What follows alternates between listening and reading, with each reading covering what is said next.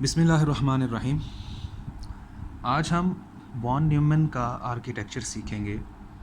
Von Neumann basically एक mathematician था जिसने 1946 में एक कंप्यूटर डिज़ाइन करना शुरू किया जिसमें उसका basic concept stored memory program का था। यानी स्टोर्ड मेमोरी प्रोग्राम के कॉन्सेप्ट को यूज़ करते हुए 1946 के अंदर उसने कंप्यूटर बनाना शुरू किया और 1952 के अंदर वॉन न्यूमैन जो कि एक मैथमेटिशियन था उसने इस कंप्यूटर को कंप्लीट कर लिया। अच्छा, ये इसने बनाना कहाँ शुरू किया? ये एक रिसर्च सेंटर था, institute of advance studies USA में। स्टोर्ड मेमोरी प्रोग्राम का कॉन्सेप्ट क्या है?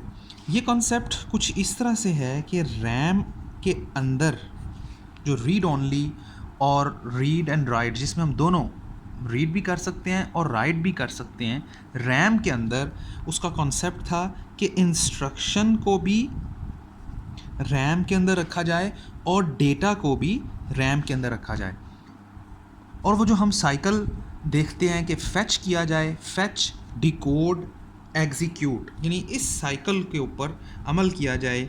इंस्ट्रक्शन को फैच किया जाए, फिर उसको डिकोड किया जाए और फिर उसको एग्जीक्यूट किया जाए। ये इसका कॉन्सेप्ट था। तो वॉन न्यूमैन क्या है? वॉन न्यूमैन एक इंसान का नाम है। ये एक मैथमेटिशियन था। इसने एक कंप्यूटर बनाने की कोशिश की जिसको हम कहते हैं, ये वॉन न्यूमैन का आर्किटेक्चर है। ये स्टोर्ड मेमोरी प्रोग्राम के कॉन्सेप्ट को यूज़ करता है। इसने काम 1946 के अंदर शुरू किया और 1952 के अंदर कंप्लीट किया। अमेरिका के अंदर इसने काम को शुरू किया। कहाँ पे? IAS, institute of advance studies, एक रिसर्च सेंटर है, वहाँ पे इसने काम को शुरू किया। इसने जो प्रोग्राम बनाया वो किस तरह से, यानी इसने जो आर्किटेक्चर पेश किया, उसने कहा कि रैम के अंदर ही अपना प्रोग्राम, जो आप प्रोग्राम की लाइनें लिखते हो, वो इंस्ट्रक्शंस रैम के अंदर ही रखें और रैम के अंदर ही सारे का सारा डेटा रखें।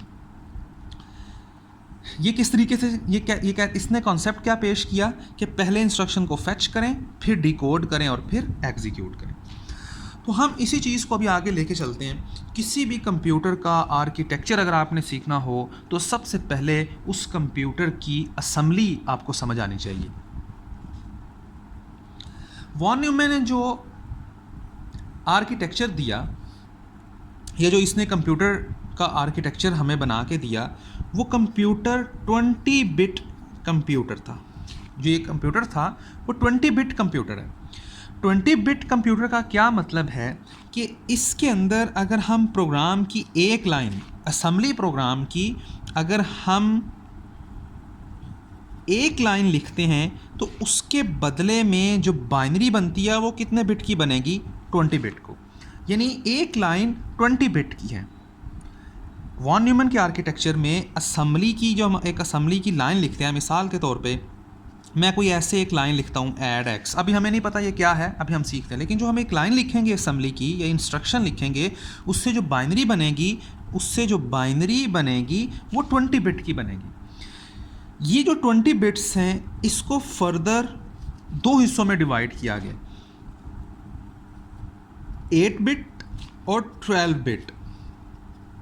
जो आप आपके लेफ़्ट साइड पे जो 8 बिट्स होंगी, 12 यानी 20 बिट्स में से जो सबसे लेफ़्ट साइड पे आपके पास 8 बिट्स होंगी वो अपकोड कहलाता है, वो अपकोड के तौर पे यूज़ होती हैं। और जो राइट साइड पे हैं वो एड्रेस के तौर पे इस्तेमाल होंगी।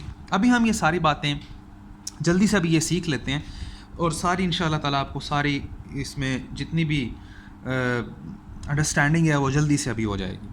मैं मिसाल के तौर पे एक बात करता हूँ। हम चाहते हैं हम जल्दी से एक एग्जांपल सॉल्व करते हैं। मैं कहता हूँ मेरे पास ये एक रैम है, ये मेरे पास एक रैम है। इसके अंदर हम कह देते हैं इसमें मेरे पास 3 वेरिएबल्स हैं, x, y और z। ये 3 वेरिएबल्स हैं। x में वैल्यू पड़ी हुई है 10, y में वैल्यू पड़ी हुई है 20 और z के अंदर अभी कोई वैल्यू नहीं पड़ी। अगर मैं C++ की बात करूं और मैं करना क्या चाहता हूं, मैं चाहता हूं कि ये टास्क परफॉर्म करना है।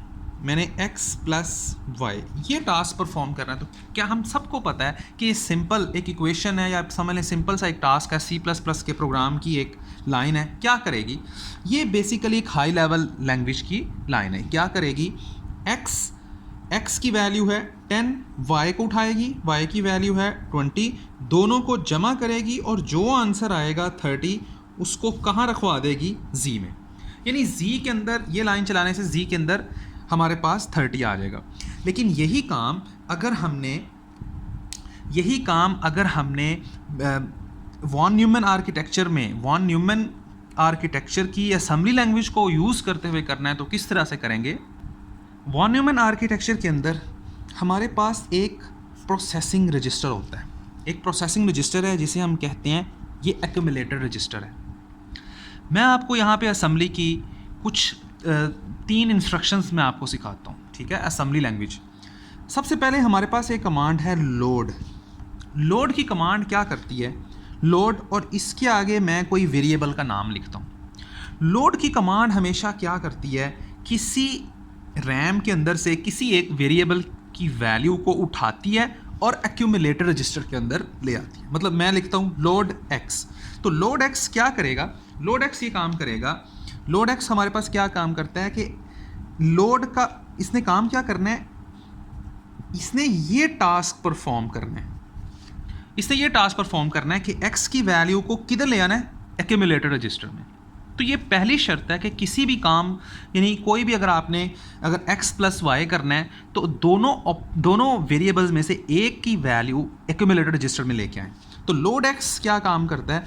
एक्स की वैल्यू को उठाएगा और AC में ले आए। यानी अगर मैं प्रोग्राम की ये लाइन चलाऊंगा तो एक्यूमुलेटर रजिस्टर में क्या वैल्यू आ जाएगी? 10।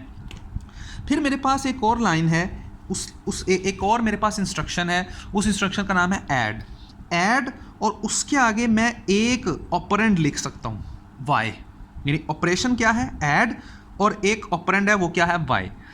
आप इस बात का यकीन रखें कि ऐड की कमांड क्या करेगी? ऐड की कमांड हमेशा ऐड की कमांड क्या करती है?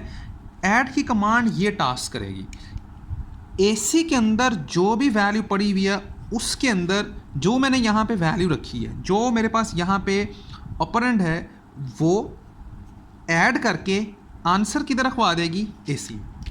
यानी ऐड y का मतलब है कि AC के अंदर जो पहले से वैल्यू पड़ी हुई है उसको और किसको ऐड करो? y को। इन दोनों को जमा करके जो आंसर आएगा वो किधर रखवाएगा? AC के अंदर। जो आंसर आएगा वो कहाँ रखवाएंगे? AC के अंदर। तो अब आप देखें y के अंदर वैल्यू पड़ी हुई है 20 और ये 20 और ऑलरेडी AC में क्या वैल्यू, यानी y वेरिएबल में वैल्यू पड़ी हुई है 20, ये रैम से निकलेगा और एक वेरिएबल की वैल्यू को ऑलरेडी मैं AC में लेके आ चुका हूँ, वो है 10। तो 10 प्लस 20 दोनों को ऐड करेंगे तो आंसर किधर आएगा? 30 कहाँ पड़ा होगा? AC में। लेकिन अभी काम ख़त्म नहीं हुआ। हम चाहते हैं कि 10 प्लस 20 करके जो आंसर आएगा 30 वो कहाँ पड़ा हो? वो हमारा Z में पड़ा हो। तो इस काम को करने के लिए हमारे पास फिर एक इंस्ट्रक्शन अवेलेबल है, उस इंस्ट्रक्शन का नाम है स्टोर आगे मैं क्या लिखता हूँ? Z। स्टोर Z क्या काम करती है? स्टोर Z ये काम करेगी, स्टोर का मतलब है कि जो AC की वैल्यू पड़ी है उसको कहाँ रखवा दो? Z में। यानी जो AC के अंदर वैल्यू एक्यूमुलेटर रजिस्टर में इस वक्त 30 कैलकुलेट होके पड़ा है वो कहाँ रखवा दो? वो वापस Z के अंदर रखवा दो। तो ये हमने इसकी असेंबली, वॉन न्यूमन आर्किटेक्चर की हमने असेंबली लैंग्वेज उसकी सीख ली। हमने क्या किया? हम करना क्या चाहते थे? हम x प्लस वाई, यानी x और y दो वेरिएबल्स हैं, इसको जमा करके जो आंसर आता था उसको हम Z में रखवाना चाहते हैं। तो हमने क्या किया? सबसे पहले लाइन लिखी लोड x। तो ये क्या करेगा? x की वैल्यू को एक्यूमुलेटर रजिस्टर में लेके आएगा। ऐड y क्या करेगा कि जो एक्यूमुलेटर रजिस्टर में बेसिकली 10 पड़ा हुआ था, उसको 10 के अंदर y की वैल्यू जमा करके वापस आंसर किधर रखवाएगा? AC में। और ये तीसरी लाइन ये क्या करती है? स्टोर Z क्या करेगा? जो एक्यूमुलेटर के अंदर, जो AC के अंदर आंसर पड़ा होगा उसको वापस, यानी ये क्या काम करता है? इस तरफ, यानी आप यहाँ कह दें AC, x की वैल्यू AC में, और ये क्या काम करता है? इस तरफ, यानी AC के अंदर जो वैल्यू पड़ी है उसको वापस Z के अंदर रखवाता है। तो ये हमने कुछ असेंबली लैंग्वेज सीख ली। तो मैंने आपको बताया था कि किसी भी कंप्यूटर का आर्किटेक्चर सीखना हो तो पहले उसकी असेंबली लैंग्वेज, पहला स्टेप क्या होता है, उसका असेंबली सीखें। दूसरे नंबर के ऊपर हम इस असेंबली से हम बाइनरी बनाने की तरफ, बाइनरी बनाना आना चाहिए, वो हम सीखते हैं कि कैसे होगा।